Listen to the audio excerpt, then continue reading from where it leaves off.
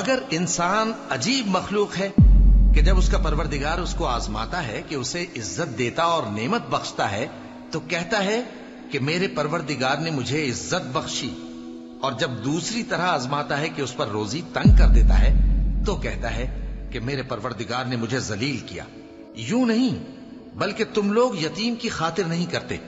اور نہ مسکین کو کھانا کھلانے کی ترغیب دیتے ہو، اور میراث کے مال کو سمیٹ کر کھا جاتے ہو، اور مال کو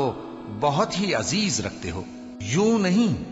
جب زمین کوٹ کوٹ کر برابر کر دی جائے گی اور تمہارا پروردگار جلوہ فرما ہوگا اور فرشتے قطار در قطار آ جائیں گے اور دوزخ اس دن سامنے لائی جائے گی، تو انسان اس دن سوچے گا،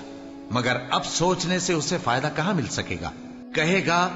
کاش میں نے اپنی اس زندگی کے لیے کچھ آگے بھیجا ہوتا،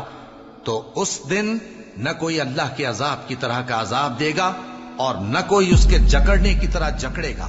اے اطمینان والی جان، اپنے پروردگار کی طرف لوٹ چل،